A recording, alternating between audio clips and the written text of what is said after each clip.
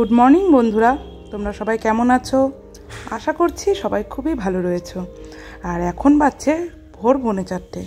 এখন থেকে আমি আমার ব্লগটা স্টার্ট করছি। আসলে এত সকালে ওঠার কারণ হলো আমার হাজব্যান্ড আজকে কলকাতা থেকে ফিরছে, তো ট্রেন ঢুকে গেছে 3:30টার সময় আর কি স্টেশনে।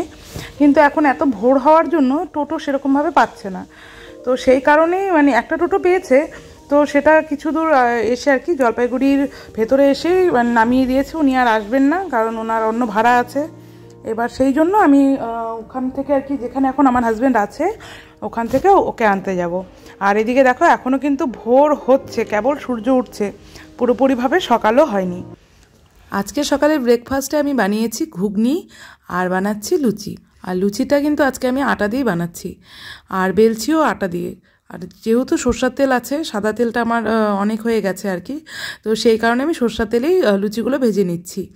আর লুচিগুলো যেহেতু আমি আটা দিয়ে বেলেছি, তো সেই জন্য দেখো তেলটা একটু কালো কালো হয়ে যাচ্ছে। আমি মাঝখানে আবার আটার গুঁড়োগুলো উঠিয়ে ফেলেও দিয়েছি, তখন আবার তেলটা পরিষ্কার হয়ে গেছিলো। তো যাই হোক, আমি ফটাফট এখন লুচিগুলোকে ভেজে নিই। ওইদিকে আবার মেয়ে স্কুলে যাবে, মেয়ে এখন রেডি হচ্ছে, আর আমার হাজব্যান্ড আর ছেলে এখনও ঘুমোচ্ছে।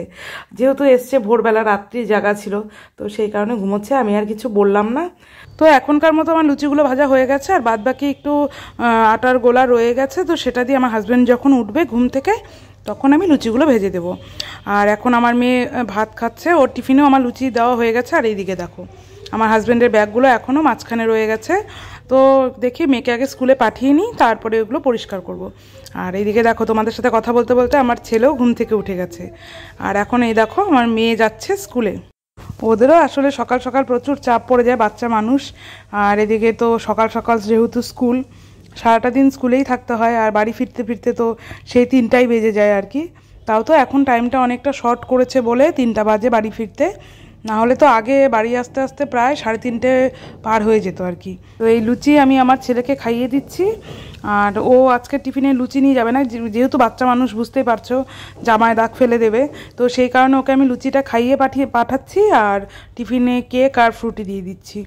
আর এদিকে দেখো আমার হাজব্যান্ড ঘুম থেকে উঠে গেছে, তো ওকেও আমার ব্রেকফাস্ট দেওয়া হয়ে গেছে। আর এখন ও যাচ্ছে বাজারে, তাই জিজ্ঞেস করছিল কি আনবো কি আনবো না।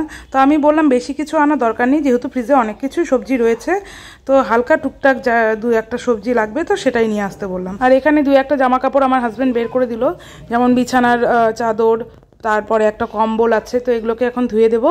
যে বুঝতেই পারছো, যেহেতু ইলেকশন ডিউটিতে গেছে, তো নিচেই শুতে হচ্ছে ধরো, তো সেগুলোকে পেতে, কভার প্রোফাইল পেতে, তার উপরে এগুলো পেতে ও শুচ্ছে, তো এগুলো নোংরা হয়েই যায় স্বাভাবিকভাবে, তো সেই কারণে আর কি এগুলো নিয়ে এসছে। আমি বললাম তাহলে দাও আমি ধুয়ে দিই, তো এগুলোকে আজকে এখন ধুয়ে দেবো। আর এখন আমি সকালে যে চা করেছিলাম, তো সেটা একটু রয়ে গেছিলো, তো সেই চাটাকে একটু গরম করে নিচ্ছি, এখন একটু চা খাবো। আর এখন দেখো ওয়েদারটা বেশ নিস্তব্ধ, মনে হচ্ছে যেন বৃষ্টি আসবে। আর এখানে দেখো বারান্দায় আমার ওয়াশিং মেশিন আর এই কি বলে এটাকে, ডিশ টিভিটা রয়ে গেছে, তো এটাকে আমার সেট করা এখনও হয়নি, তো দেখি এর মধ্যে সেট করে নেব। আর এখন দেখো আমার ঘর দুয়ার গোছানো কমপ্লিট, বাসি ঘর দুয়ার ঝাড়াও হয়ে গেছে, ঘর মোছাও কমপ্লিট হয়ে গেছে, আর আমার জামা কাপড়ও ধোয়া কমপ্লিট হয়ে গেছে। আর এখানে মেলে দিয়েছি আমার হাজব্যান্ডের ইউনিফর্মটা, আর হাফ প্যান্ট, স্যান্ডো গেঞ্জি আর গেঞ্জি যেটা পরে এসেছিলো আর কি, তো সেগুলোকে ধুয়ে দিয়েছি। আর ওই বিছানা চাদর আর কম্বলটাকেও ধোয়া হয়েছে, তো ওগুলো আমি ছাদে মেলে দিয়ে এসেছি। আর এই ঘরেরও বেড কাভারটা আমি আজকে তুলে দিলাম।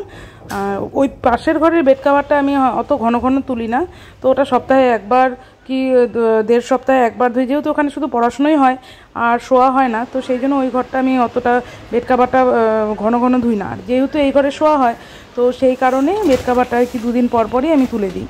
আর এদিকে দেখো আমার হাজব্যান্ড বাজার নিয়ে চলে এসেছে, আজকে এনেছে কচু এনেছে, আরও এনেছে করলা এনেছে, তারপরে ঢেঁড়স তো না, ওই যে তোমার কী বলে ওটাকে, চিচিঙ্গা নিয়ে এসছে, চিচিঙ্গাও বলে, অনেকে বলে দুধকষি, তো সেটা নিয়ে এসছে, আলু পেঁয়াজ লঙ্কা নিয়ে এসছে, আর নিয়ে এসছে হলো মাছ। তো দেখো আজকে আমি বললাম আজকে কচুটা রান্না করি, বলছে যে না আজকে কচুটা খাবো না, আজকে তুমি শুধু মাছের ঝোলটা করো আর একটা কিছু ভাজা টাজা করে দাও। আর এদিকে ঝিঙ্গা নিয়ে এসছে, ঝিঙ্গাও নিয়ে এসছে, তো দেখি আজকে কি রান্না করা যায়। আর এদিকে দেখো আলু পেঁয়াজ কাঁচা লঙ্কা এগুলো এনেছে এই প্লাস্টিকে করে, আর এনেছে বাটা মাছ আর চিংড়ি মাছ, তো চিংড়ি মাছ আমার ছেলে মেয়ে ভীষণ ভালো খায়, ওরা আমার ছেলের তো ফেভারিট মাছ বলতে পারো। তো সেই জন্য চিংড়ি মাছ এনেছে। তো আমি কিছুটা ফ্রিজে রেখে দিলাম আর কিছুটা রান্না করছি। বাটা মাছও তাই, বাটা মাছটা শুধু আমার হাজব্যান্ডের জন্য রান্না হবে, আর আমি হয়তো এক পিস খেলেও খেতে পারি। আর চিংড়ি মাছটা আমি এখন করে নেব, আর দেখছি কি করা যায়। তো এখন মাছগুলোকে আমি ধুয়ে নিয়েছি, এবার একটু লবণ হলুদ মাখিয়ে রেখে দেবো। আর এখানে দেখো আজকে রান্না করেছি আমি চাল কুমড়ার ঘন্ট, মুগ ডাল ছিটিয়ে চাল কুমড়ার ঘন্ট হয়ে গেছে। আর প্রেসারে দিয়েছি ডাল, তো ডাল হচ্ছে প্রেসারে। আর এখন আমি কড়াই বসিয়ে দিয়েছি, এখন চিংড়ি মাছগুলোকে আমি ভেজে নিচ্ছি। আগে ভাবছি চিংড়ি মাছটা করে নেব, আর চিংড়ি মাছটা আজকে আমি আলু দিয়েই খালি করব, মাখা মাখা করে আলু দিয়ে চিংড়ি মাছের আর কি তরকারি করব। আর বাটা মাছটা ভাবছি আজকে ডাটা দিয়ে আর আলু দিয়ে ঝোল করব। তো চলো তাড়াতাড়ি করে রান্নাটা সেরে নিই, অনেকটাই বেলা হয়ে গেছে।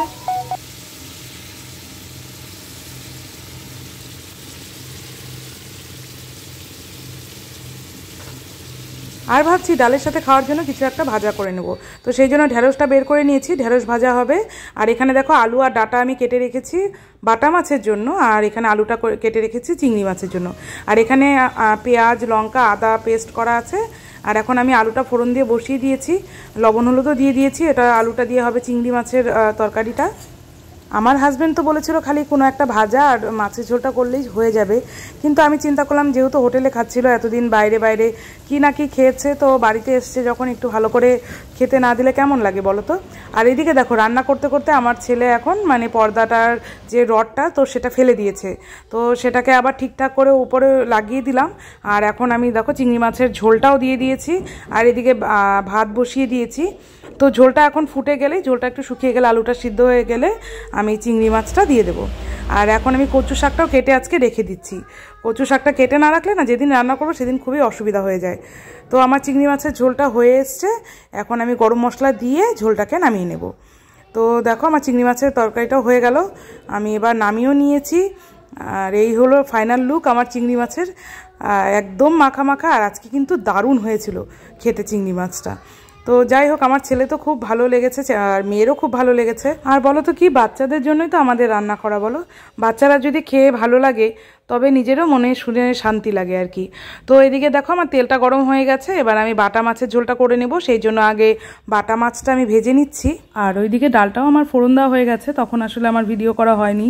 বুঝতেই পারছো ডাল ফোড়ন দেওয়ার সময় ভিডিও করা মানে বিশাল রিস্কের ব্যাপার।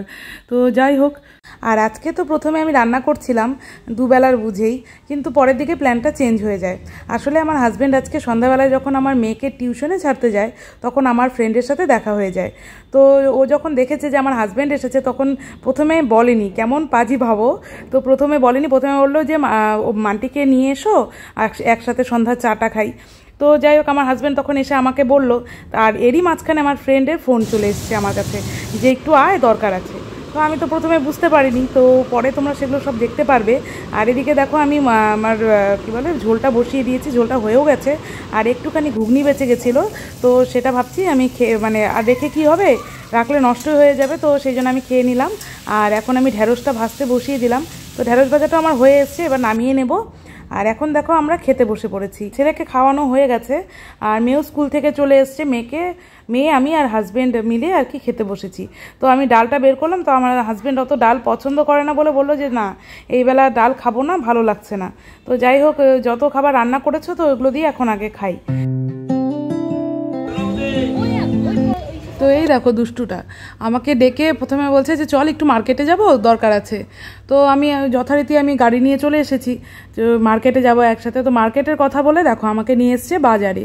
তো বলছে যে না আজকে তোদেরকে না খেয়ে যেতে দেবো না, তো আমাকে সাথে নিয়ে গিয়ে আর কি ও বাজার করে তারপরে মাংস নিয়ে বাড়িতে এসছে। আর এই দিকে দেখো ওর পুচকু সোনাটা জল ভরছে, কত বড় হয়ে গেছে, সেদিনই হলো বাচ্চাগুলো। আর এখন দেখো মাংসে ফোড়নও দিয়ে দিয়েছে, তো মাংস রান্না করছে এখন। একেই হয়তো বলে বন্ধুর ভালোবাসা। আর আগে তো প্রায় রোজ দিনই দেখা হতো, একসাথে আমাদের খাওয়া দাওয়া ওঠা বসা সবই ছিল। ও হয়তো আমার বাড়িতে এসেছে মেয়েকে স্কুলে দিয়ে, তো হয়তো বললো যে আজকে আর ভাল লাগছে না, বাড়ি যাবো না, আজকে তোর এখানেই খাওয়া দাওয়া করবো। এই যে আবদারগুলো বন্ধুরা, এইটা কিন্তু বন্ধুদের মধ্যেই একমাত্র হয়ে থাকে। সেরকম আমিও হয়তো হুট করে ওর বাড়ি চলে গেছি, তো ওরকম ওর বাড়িতে গেলে তো আমাকে মানে না থাকতেই হতো আর কি, এমনি খেয়ে দিয়ে আসতে দিত না। এখানে আসার পরে আমার সেরকমভাবে থাকা হয়নি, তাই আগের দিনগুলো মনে পড়লে না সত্যি মনটা ভরে যায়। আগে আমরা মানে কত মজা করেছি একসাথে। আমরা ছিলাম 4 জন বান্ধবী, এবার তার মধ্যে হয়তো 2 জন গেলাম বাজারে, 2 জন গেলাম বাচ্চাদের আনতে, বাচ্চাদের ছুটি হয়ে যেত তাড়াতাড়ি, তখন 2 জন গিয়ে বাচ্চাদের নিয়ে এসছে, 2 জন আমরা বাজারে গেলাম। আর যারা বাচ্চাদের নিয়ে এসছে তারা হয়তো বাড়িতে এসে সব কিছু জোগাড় যন্ত্র সব কিছু করতো, আর আমরা বাজার টাজার করে আসতাম, তারপরে একসাথে রান্না করতাম, তারপরে খাওয়া দাওয়া জমজমাট মজা, তারপরে ঘুমানো, বাচ্চাদেরকে হোমওয়ার্ক করানো, তারপরে রাতে বড়রা বাড়িতে আসতো, বড়রা বাড়িতে এসে যার যার বর আসতো, এসে রাতেরবেলা খাওয়া দাওয়া করে তারপরে যে যার মতো বাড়ি চলে যেত। তো সেই দিনগুলো সত্যিই খুব মিস করি। আর এখন দেখো আমরা এখানে খাওয়া দাওয়া করব, তো সেই জন্য আর কি সমস্ত কিছু খাবার দাবারগুলো এখানে নিয়ে আসা হয়ে গেছে, এখন বাচ্চাদেরকেও খেতে দেওয়া হয়ে গেছে, আর আমরাও বসে পড়বো। তো ভাত বাড়ছে এখন। আর সব থেকে একটা জিনিস কি ভালো লাগে বলো তো, আমাদের মানে বাচ্চাদের স্কুল চেঞ্জ হয়ে গেছে, তারপরেও যে বন্ধুত্বটা এভাবে রয়ে গেছে, এটাই সত্যি ভেবে ভালো লাগে। তো এখন আমি খেয়ে নিচ্ছি, আর খেতে খেতে আজকে আমি আমার ব্লগটা শেষ করছি। তো কেমন লাগলো অবশ্যই কমেন্ট করে জানাবে। যদি ভালো লেগে থাকে ছেড়ে যাওয়ার আগে একটা লাইক, কমেন্ট আর শেয়ার করে দিও। আর তোমরা যদি আমার চ্যানেলে নতুন হয়ে থাকো, চ্যানেলটাকে সাবস্ক্রাইব করে বেল আইকনের অল নোটিফিকেশনটা প্রেস করে দিও। তো চলো টাটা, আজকের মতো এই পর্যন্তই।